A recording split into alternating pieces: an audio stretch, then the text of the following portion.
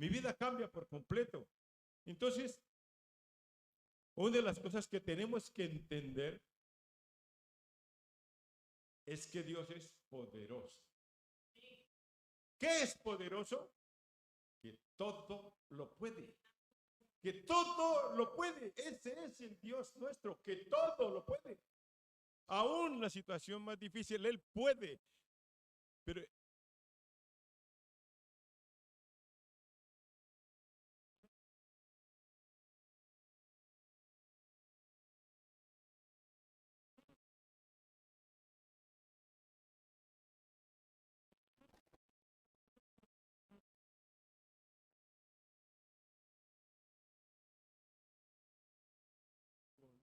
con una corona mejor que la del rey David, vestido de gloria y majestad, y brillando, y brilla el suelo, brilla. Ese es el Dios majestuoso.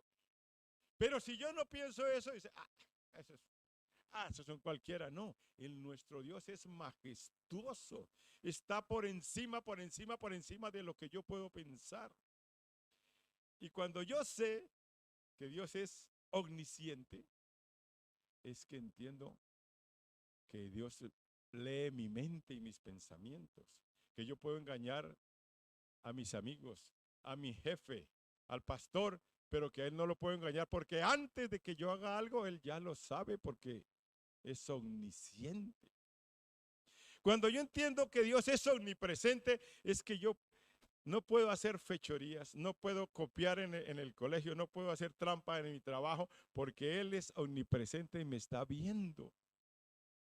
Por eso, por eso es que mi vida cambia, porque yo tengo una dimensión diferente de Dios. Y así podía hablarle muchas cosas. Pero si nosotros no entendemos eso, por eso dice, hoy voy, hoy estoy, mañana no estoy. Hoy oro, mañana yo no oro.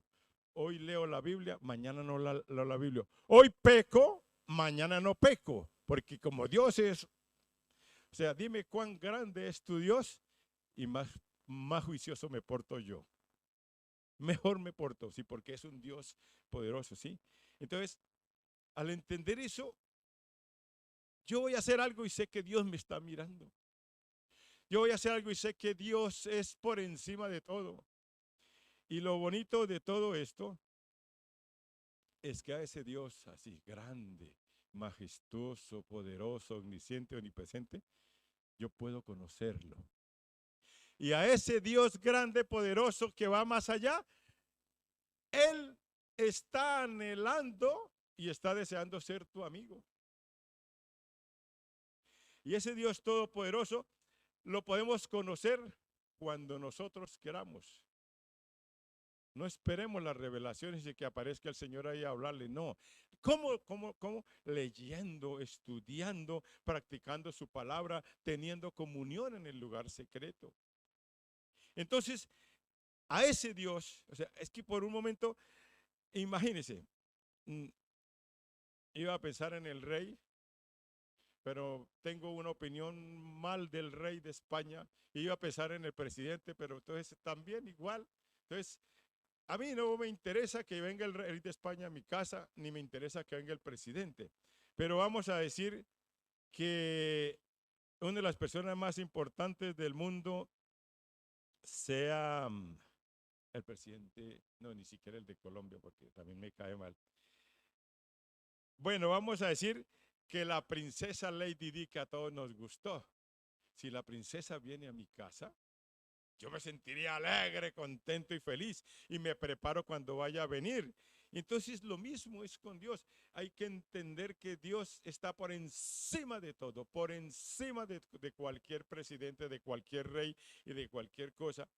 Y entonces eso, cuando uno vemos eso y uno mira y el Dios todopoderoso anda pendiente de mí, que no soy nadie, eso le vuela la cabeza a uno. Que el Dios grande, majestuoso, que puede estar en todas partes, anda pendiente de mí. Y que ese Dios un día se preocupó por toda la humanidad y por mí, y mandó a su hijo a morir por mí en la cruz. Eso hay que entenderlo. Y cuando uno entiende eso, empieza a andar sin que el pastor le esté diciendo. Empieza a venir todos los días a la iglesia sin que el pastor le esté echando la bulla, porque entienda que usted está agradando es al Dios Todopoderoso, que está agradando al dueño del oro y de la plata. Y es eso. Y mira, vamos a dar un paseíto por la palabra. ¿Tiene ahí la Biblia? La Biblia es el manual. Esto es el manual que Dios nos ha dejado para que nosotros andemos de acuerdo a su palabra. Es el manual que Dios nos ha dejado para eso. Entonces la palabra es lo que nos dice. Los entendidos y los que sabemos, decimos que el Dios Todopoderoso nos dejó un manual para que nosotros andemos de acuerdo a su manual. Y la Biblia, hay que entender una cosa. La Biblia es la verdad. Es la verdad. Cuando nosotros entendemos que es la verdad, tratamos de andar de acuerdo a la verdad. Pero si nosotros pensamos que esto es un librito, pues no, es la verdad. Y la verdad necesita ser entendida. Y para entender la verdad, tiene que pedirle revelación al Dios de la verdad. En estos días hablaba con unas personas y le preguntaba yo, hermano, ¿usted cuánto ora? Yo 5 minutos. Hermana, ¿usted cuánto ora? Yo 5 minutos, pero 3 le estoy dando gracias. Hermano, ¿usted cuánto ora? Yo 5 minutos. Y son personas que conocen de la palabra, que conocen el evangelio. Y yo me quedaba de una sola pieza, de piedra. Y dice, ¿cómo las personas pueden orar 5 minutos? Ni siquiera cuando yo empezaba hacía eso, porque duraba 10 minutos pidiendo, ¿no? Claro.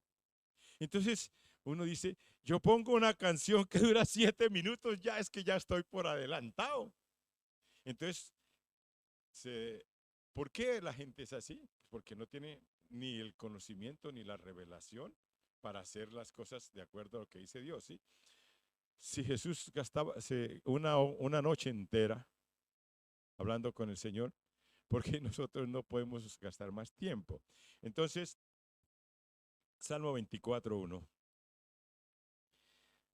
Esta es una palabra que a cualquiera que no esté bien sentado, quiero que estén sentados, los derrumba. A cualquiera que no tengamos la poca profundidad de entender a Dios, dice, de Jehová es la tierra y su plenitud, el mundo y los que en él habitan. De Dios es la tierra y toda la plenitud, todo el esplendor de que hay en la tierra. Y dice que el mundo le pertenece al Dios Todopoderoso y todos los que en él habitan. O sea, nosotros le pertenecemos, y por eso dice, cuando nosotros entendemos que ese Dios Él es el dueño de todo y que nosotros le pertenecemos, dice, de Jehová es. Es una palabra, un verbo de pertenencia. Es la tierra, es el mundo y los que en él habitan. Entonces, cuando yo entiendo que yo le pertenezco a Dios, empiezo a andar como una persona que le pertenece a Dios. Cuando yo entiendo que mi Padre es Dios, yo empiezo a andar como un hijo de Dios. Entonces ya antes caminaba así y ahora camino así porque yo soy un hijo de Dios. Yo soy un hijo de Dios y mi Padre es el que tiene todo. Ahora, si Dios es el dueño del oro, entonces alguien diría, bueno, ¿y cómo se llama Dios? ¿Cómo se llama su papá? Ah, no, Dios. Dios, sí, Dios, Dios, Dios, Dios. Otros dicen Señor y Señor. No, el Señor. ¿Cómo hermano? Sí. Algunos dicen Jesús Dios o la Virgen es Dios o todo eso. No, no, no. Aquí dice Deuteronomio 6:4. Deuteronomio 6:4 dice, miren, no se molesten en buscarla porque vamos a dar un recorrido rapidito sobre la palabra y aquí la estamos poniendo. Dice, Deuteronomio 6:4 dice, oye, oh Israel, Jehová nuestro Dios, Jehová uno es. ¿Cómo se llama el Dios nuestro? Jehová. ¿Y sabe qué es? Un solo Dios, no son varios dioses, no son el Dios de no sé qué, no son la Virgen, no, es un solo Dios verdadero. Entonces, nosotros tenemos que entender de que el Dios todopoderoso es nuestro Dios, Jehová de los ejércitos. Amén. Ahora, uno va a pensar, bueno, ¿y ese Dios suyo? ¿Qué? ¿Quién es? Ah, no, pues entonces, vea, eh, en Primera de Juan 4:10 dice una cosa maravillosa. Dice que Dios es amor. Si hay amor, todo, la Biblia dice, si hay amor, todo se soporta, todo se pasa. Dice, Dios es amor. Dice, en esto consiste el amor. No en que nosotros hayamos amado a Dios, sino que Él nos amó primero a nosotros. Sino que Él nos amó a nosotros y envió a su Hijo en propiciación por nuestros pecados. ¿Sí? Dios es amor y tanto nos ama que envió a su Hijo ¿para qué? Para que Él muriera para perdón de nuestros pecados. Entonces, vamos así deshojando la margarita. Entonces, primero le dije que Dios es el dueño de todo. Luego le dice que tiene un nombre y luego les digo que es amor. Ahora, Mateo 28:19.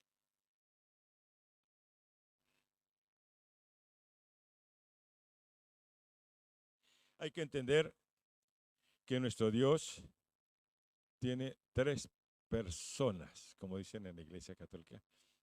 Un Padre, ¿cómo es? Y tres personas, un Dios verdadero y tres personas distintas, el Padre, el Hijo y el Espíritu Santo. Dice, Mateo 28:19 dice, por tanto, y haced discípulos a todas las naciones, bautizándolos en el nombre del Padre y del Hijo y del Espíritu Santo. O sea, nuestro Dios trino es. Son tres personas.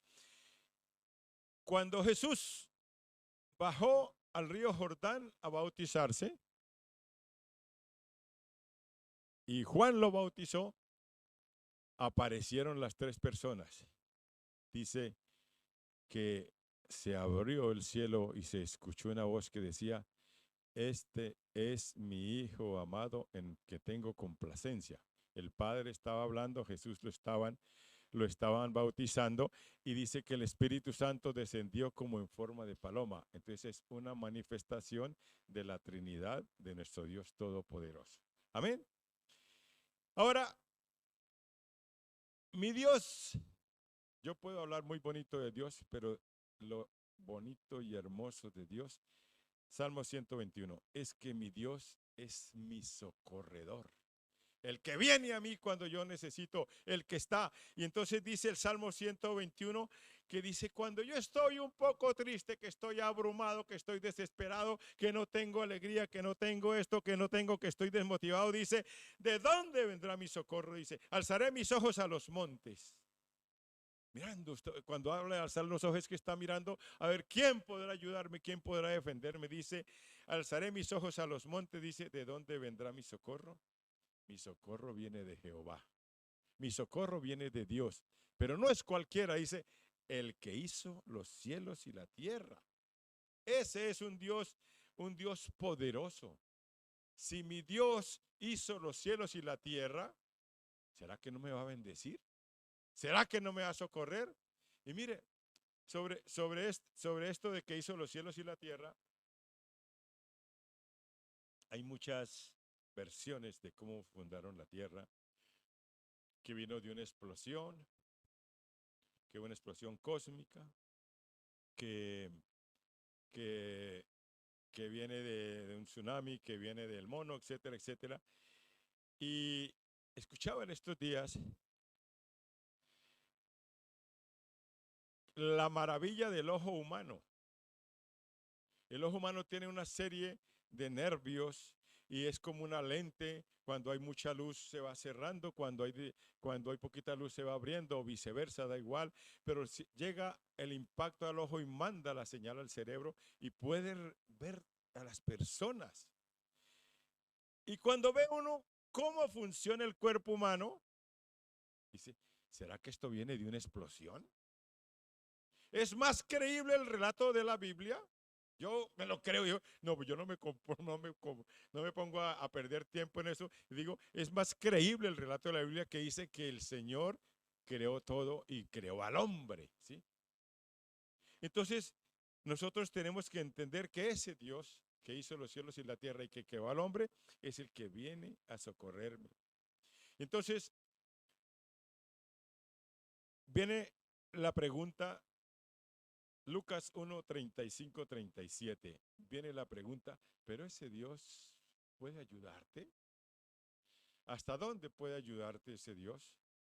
¿Hasta dónde? Y entonces la Biblia nos responde, está hablando el ángel con María, la Virgen María dice, respondiendo el ángel le dijo, el Espíritu Santo vendrá sobre ti y el poder del Altísimo te cubrirá con su sombra, por lo cual también el santo ser que nacerá será llamado Hijo de Dios. El ángel estaba diciendo que María iba a tener inseminación artificial, entre comillas, o sea, iba a tener una gestación directamente del Espíritu Santo, algo imposible, ¿sí? Y luego dice, imposible para los ojos del hombre, dice, y aquí tu parienta Elizabeth ya también ha concebido hijo en su vientre, y este es el 6º mes para ella, la que también era estéril. No solamente hubo milagro en María, sino que su prima Elizabeth, que era estéril, quedó embarazada también. Otro milagro. Y dice en el 37, porque nada es imposible para Dios. ¿Qué es lo que no puede hacer Dios? Todo. Todo lo puede hacer Dios porque dice que nada es imposible para Dios.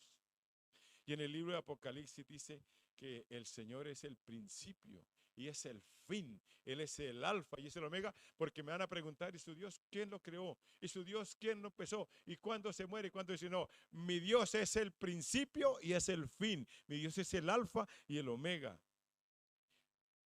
Y luego viene Salmo 139, 7 y dice que muchas personas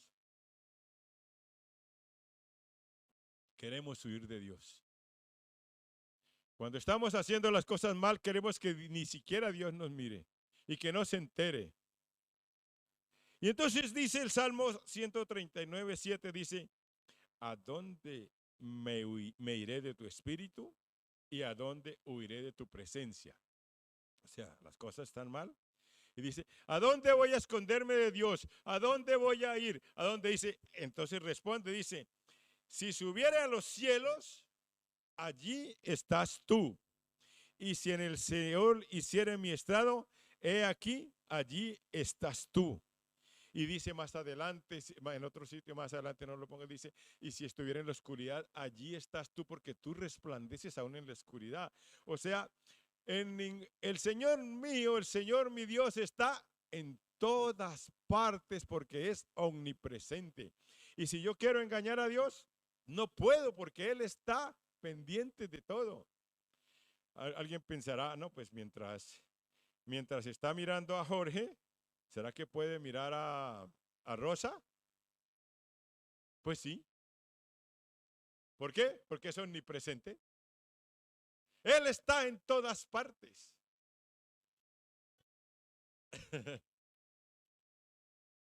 El Señor Todopoderoso está en todas partes, va mirando lo bien que hace Jorge, lo bien que hace Rosa, lo bien que hace Margot, lo bien que hace, porque está en todas partes, porque es un Dios omnipresente.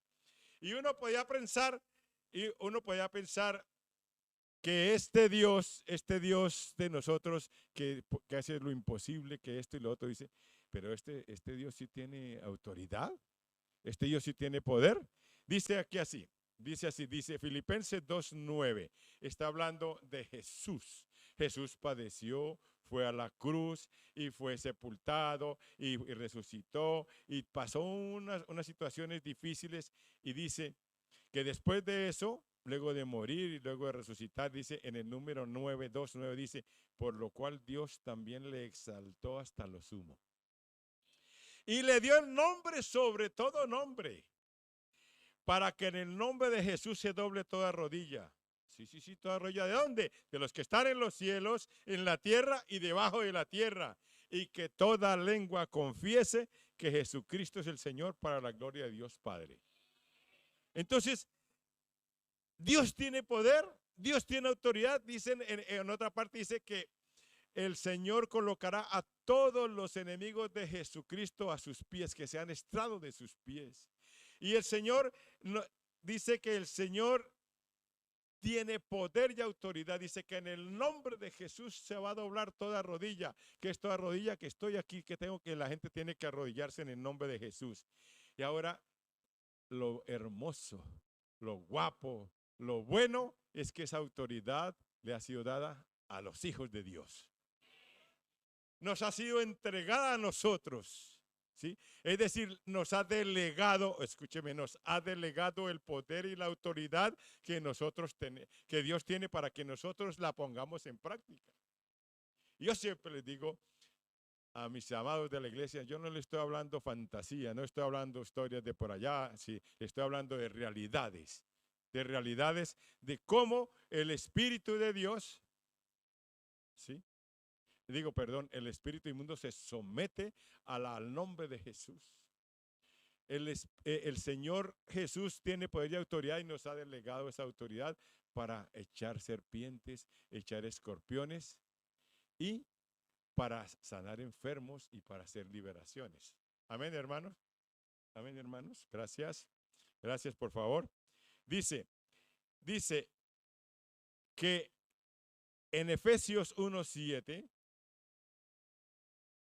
esta parte es que también es muy bonita, dice, en el nombre del Señor Dios Todopoderoso, en quien tenemos redención por su sangre, el perdón de los pecados según las riquezas de su gracia. A veces no entendemos eso de que redención, ¿qué es? Eso de redención, ¿qué es? Mira, redención es que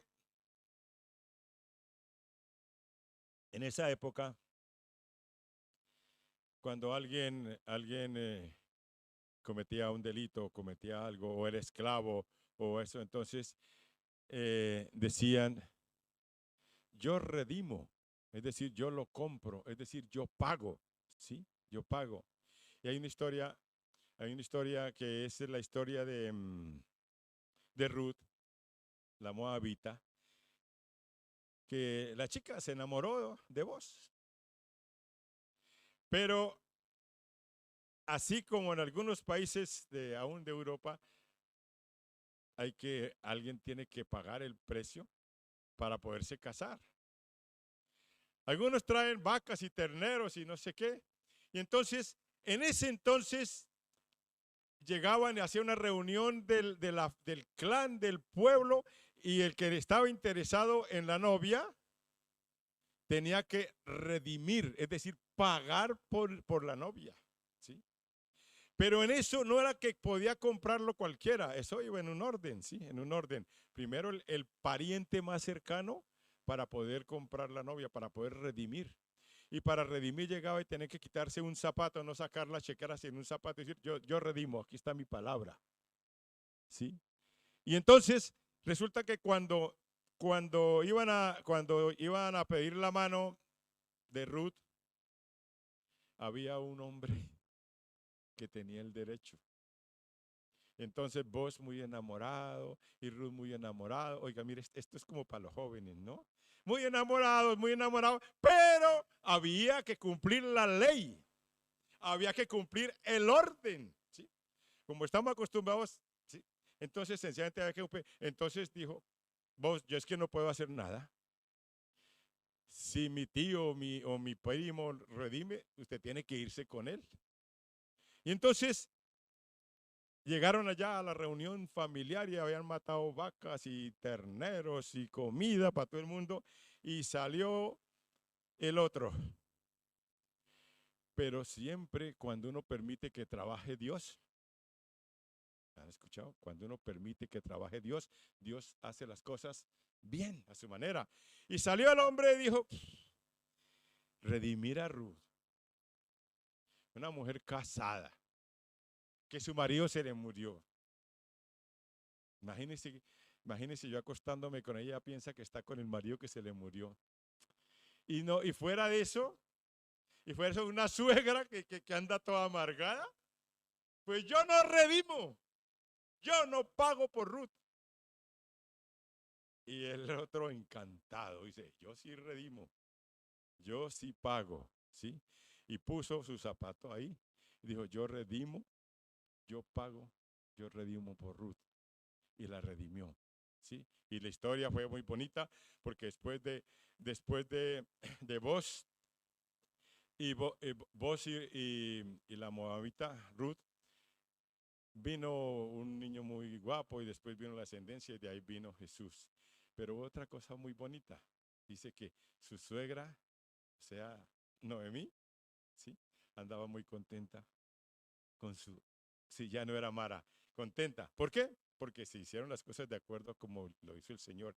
Y entonces el Señor Jesús, cuando nosotros éramos todos culpables de pecado, cuando nosotros dice que la paga el pecado es muerte, cuando nosotros merecíamos la muerte, dijo el Señor, yo redimo. Yo muero por él, yo muero por él. Y él murió por ti y por mí, para que tuviéramos perdón de pecados. Ese Dios todopoderoso, grande, mandó a su Hijo a morir para que nosotros tuviéramos el perdón de los pecados. Hay otro punto que es que lo conocemos, el Dios nuestro. En Juan 3:16 dice, de tal manera Dios amó Dios al mundo que envió a su Hijo unigénito para todo aquel que en él crea no se pierda, mas tenga vida eterna. O sea, el Dios todopoderoso, el Dios grande, el Dios majestuoso, el Dios todo, envió a su Hijo para que usted y yo tuviéramos salvación. Para que todo aquel que en él crea no tenga, no se pierda, mas tenga vida eterna. ¿Sí? Y luego, ya para terminar, voy a poner Apocalipsis 4:8. 4:8.